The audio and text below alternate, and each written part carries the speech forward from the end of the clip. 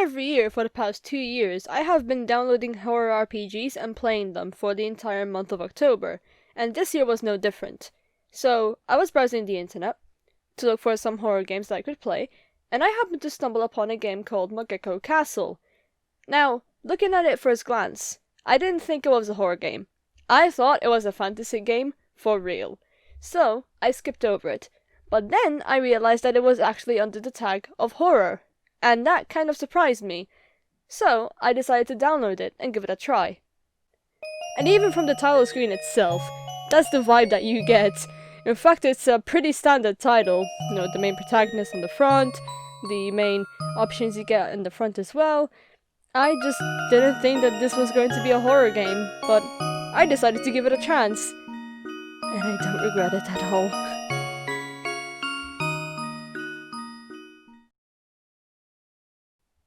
Ah yes, click start and then you get the typical "this game contains violence" warning that is in every single horror RPG ever made. I'll quickly put a disclaimer here that this game does deal with the topic of sexual assault and rape in a comedic/jokey manner, so if you're sensitive or just don't support any of that stuff, this game is not for you, and this video is not for you either, so I would suggest that you click off.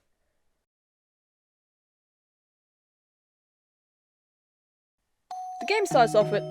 wait, is that bootleg Pikachu? That's what I thought at the time, but apparently this cat creature thing is called a Mogeko, and you find this out later on in the game itself. After fading to black, we are introduced to the game's main protagonist. Her name is Yonika, and she's on her way home to meet her brother, who was seemingly gone for a very long time. After her dialogue, it introduces you to the game's controls before Yonika falls asleep and wakes up at a stop called Mogeko. And this is where the game officially starts. Your character gets off the bus and you immediately notice that this train station is completely deserted. You are all alone and there's not a single soul to be seen for miles.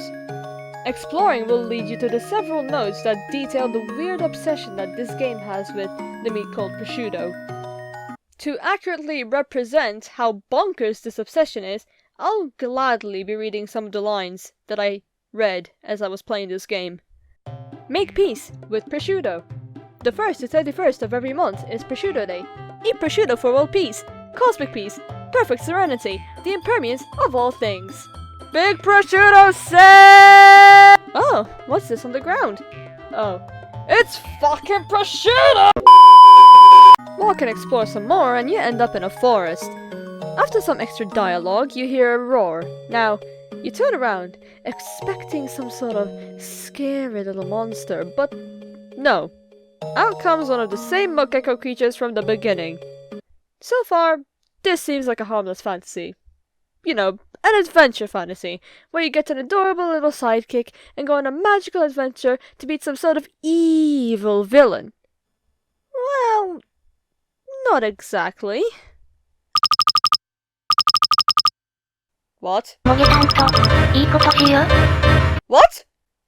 Yeah, so it's quickly established that these Mogeko things are a little pervy. After they creep on Yonika, it triggers a chase scene where you literally just hold the right arrow key until you go to the next screen. It's not that complicated. One section of dialogue describing a castle and a dead Mogeko later, and you walk to said castle and have the option to either go inside or find another place. Now, I don't typically make stupid decisions in horror games, but I was morbidly curious as to what would happen if I selected the second option. And, well, I got my answer pretty fast.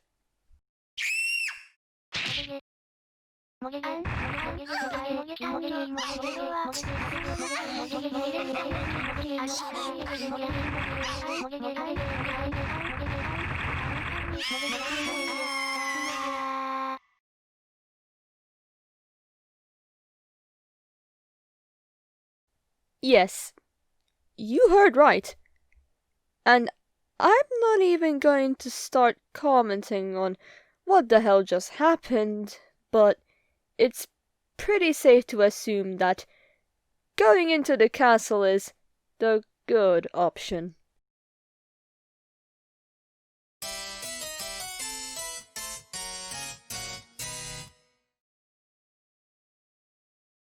At the beginning of each chapter, snippets of events between Mionica and her brother will be shown to us, giving us an idea of the relationship between the both of them. This will play in the near end of the game, so I would suggest paying attention to these little snippets. Floor 1 is where the game's story starts off. The game is split into chapters, and the first chapter starts off with Mionica being greeted by a group of Mogekos who welcome her into the castle. And also perv on her.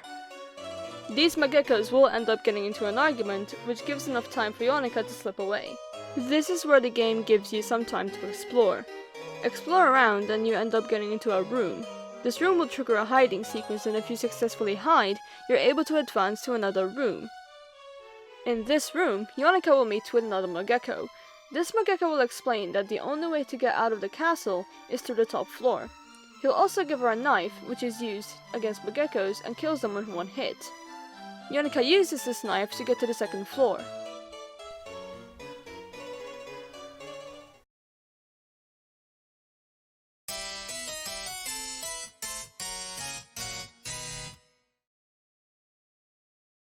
The second chapter starts off as Mionica is able to successfully get to the second floor. This chapter introduces you to the first chase sequence in the entire game. There are plenty of chase sequences in this game, and they require a good amount of trial and error to get through them. Escaping the Mogekos will lead Mionica to another Mogeko who helps her advance to the third floor.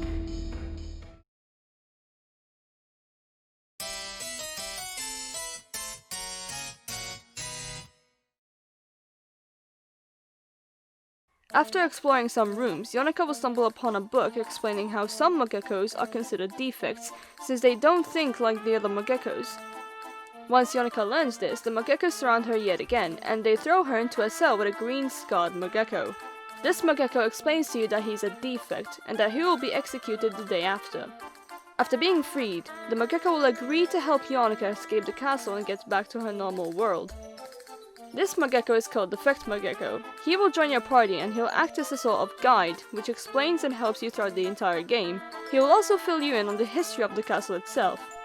Defect Mogeko will then proceed to take you to one of his friends called the Blood Spirit.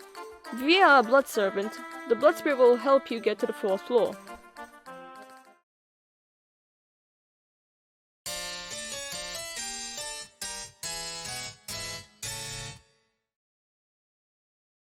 On this floor is where Mionica will meet several depressed Mogekos.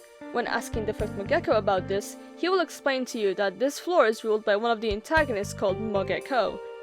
Her name is only distinguished with a hyphen in the middle, and there's a pretty funny joke about this in the game.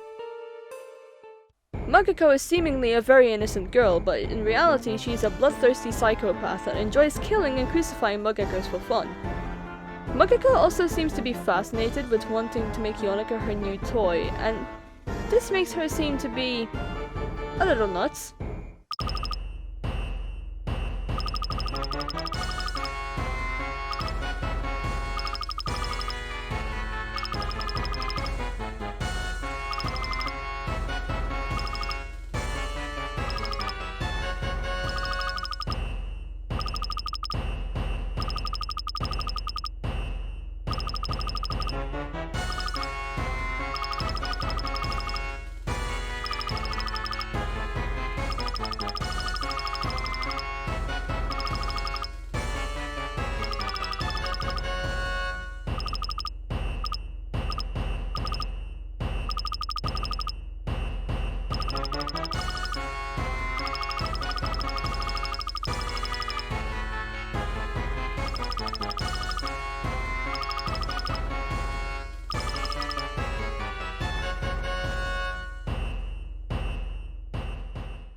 After being chased, you are led to a Mogeko's room, where you meet Hasu, another of Defect Mogeko's friends.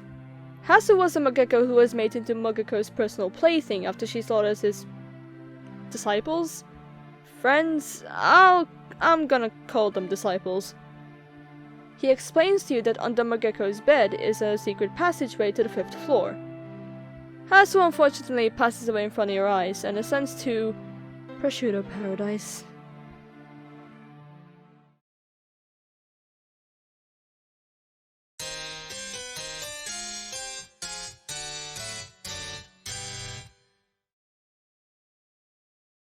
Yonika ends up going to a hospital, and Defect Mogeko explains that he wants to find the weapons room in the building.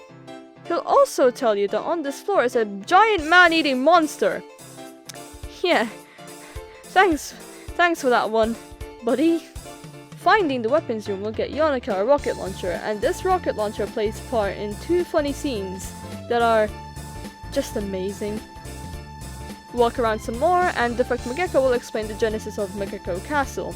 Somewhat Strange Mogeko, Blood Spirit, and Hasu are 3 of the 7 Mogekos that were created by the king. Each of them are the special guardian of their respective floors, and also special Mogekos. After some more walking, you stumble upon a door that leads you right to Mogeko, and she has a present for Yonika. An interesting present.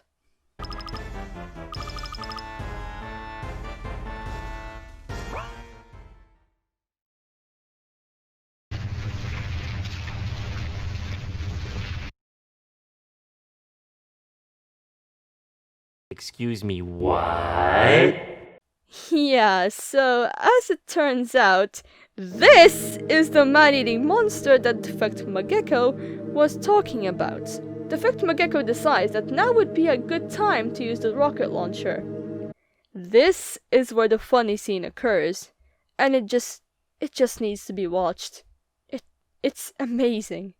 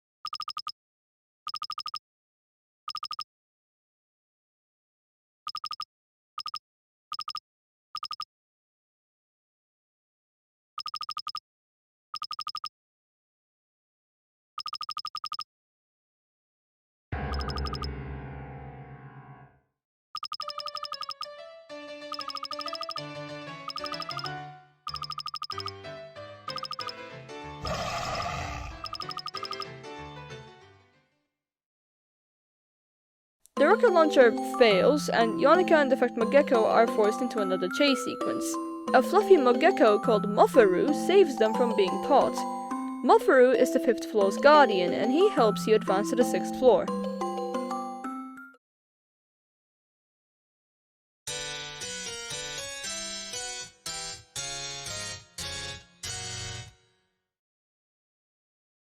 On this floor, Defect Mogeko explains that there is a shortcut to floor 7 through the library. It's also on this floor where the ruler of Mogekos, King Mogeko, appears. King Mogeko explains that he destroyed the library and proclaims that his soldiers won't let Defect Mogeko do as he pleases. The second rocket launcher scene happens here, and it somehow feels funnier than the first.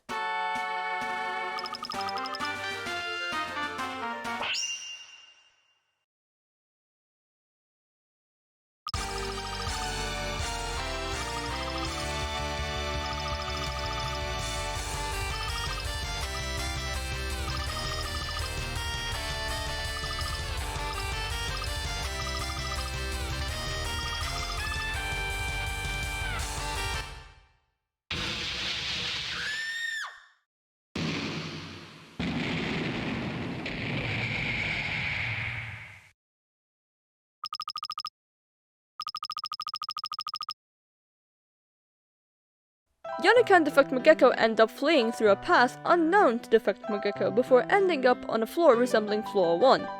Taking the bottom doors will lead you to a path to the now moved library. You meet a chicken Mogeko called Mogeko, who tries to help you advance to the 7th floor. However, the attempt is interrupted by King Mogeko. Mogeko jumps in to protect you, sustaining injuries. Now, I must warn that there are major spoilers as to what happens after this point.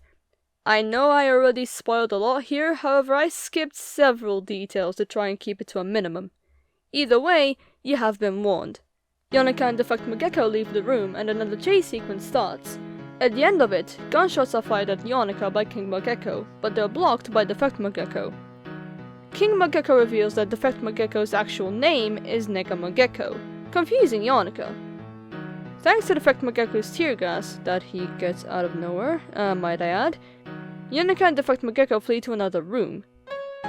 Defect Mogeko reveals that his real name is in fact Nega Mogeko and that he is the 7th special Mogeko. I wonder who saw that one coming. Nega Mogeko ends up being called defective, arrested, and sentenced to death after not agreeing with the actions of the Mogekos. After an emotional scene between Yonika and Nega Mogeko, Yonika is left alone as Nega Mogeko goes out to buy her some time to escape to the 7th floor. Now, I don't want to exaggerate, but the next few scenes might have been the most random scenes out of this entire game. Nega Mogeko ends up slashing through multiple Mogekos before engaging in a sword fight with King Mogeko. I cannot make this shit up. What the fuck is this game? Anyway, Nega Mogeko loses because after stabbing King Mogeko, he goes, "Nope, I'm mortal, bitch," and the screen goes red. It then fades into Yonika still in the same room. Yonika is prompted to look out of the window and watches as Nega Mogeko is burned at the stake. Yonika is completely silent and seemingly crying as she advances to the 7th floor.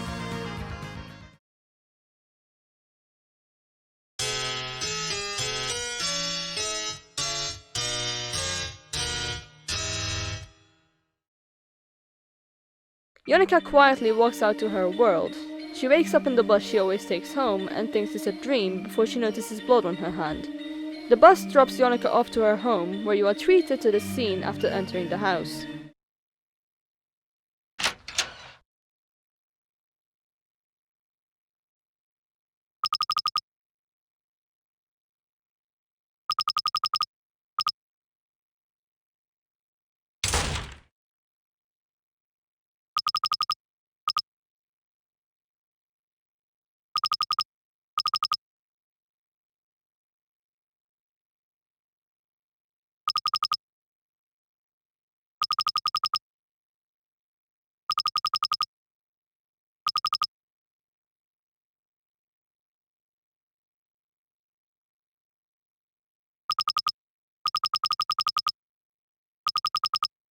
What? This is the point where analyzing the little cutscenes before every chapter comes in handy. Yonika's brother, whose name is Shinji, describes in gruesome detail how he killed 2 people, presumably their parents, before turning to try and kill Yonika. Yonika is put into another chase sequence back to the bus, which is being driven by a Mogeko back to Mogeko Castle. As Yonika advances through, she is met with a door, which is guarded by 2 Mogekos. This is where the game splits into 2 endings. The Path of Paradise will be the only available ending, but after going through it, the other ending called Path of Falsehood will be unlocked. In this ending, Yonika stabs her brother and kills him. She then runs into the castle and has a mental break in front of Mogeko and King Mogeko. She sprays Mogeko with huff spray, which knocks her out. Yonika disposes of King Mogeko and literally rips him apart, killing him and skinning him. She wears his scalp and declares herself the new ruler of the castle. Oh, but the ending doesn't end there. Oh, no. After hysterically laughing, Yonika deems that the only way to bring back her brother is, let the scene talk for itself.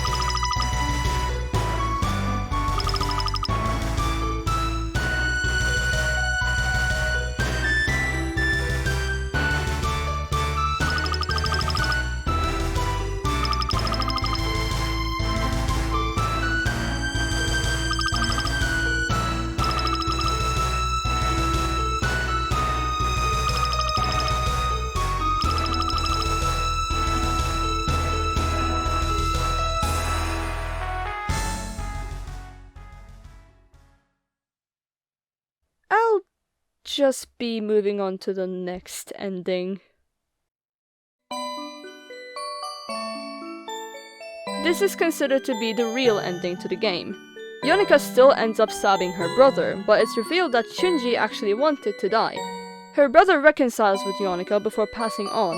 Yonika announces that she's finally happy before it cuts to black, and then to a screen with the words "Happy End." The screen cuts back to the Mogeko from the beginning. He finishes the story and reflects on it, saying that he wrote it. And then, it's M. Night Shyamalan time.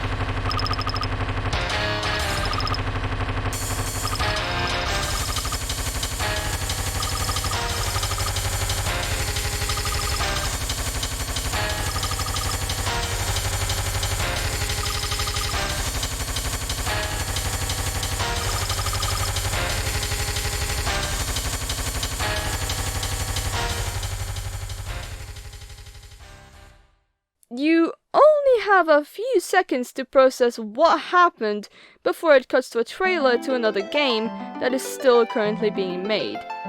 The game is called Mogeko Castle Gaiden.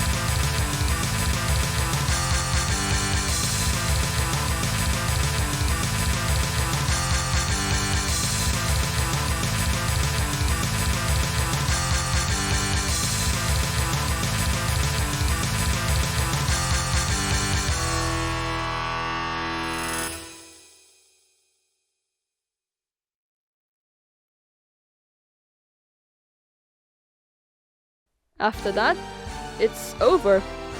The game is over. It cuts you to a bonus room where you can look at all the characters and content in the game, but other than that, that's where it ends. Mogeko Castle is that kind of game where it looks deceiving. In this game, you quickly learn that if it looks cutesy, it's disturbed. There are several visuals and paths in this game that truly need to be experienced to comprehend the utter insanity behind them. As any other horror RPGs, Mogeko Castle has its fair share of bad endings, some of which are pretty disturbing. The gameplay itself isn't half bad, but trial and error are a major thing in this game. The characters, especially Nega Mogeko, are fleshed out and stick with you, whether you hate them or love them. The music is catchy and well made for the scenarios it's put in, and there is just pretty much all the lovable things that you can find in this game that you yourself might like. There's a lot more I wish to talk about with this game, but the video is already long enough as it is, so let's just move on to the rating. Mogeko Castle gets a 7 out of 10 Mogekos. Overall, I definitely recommend this game.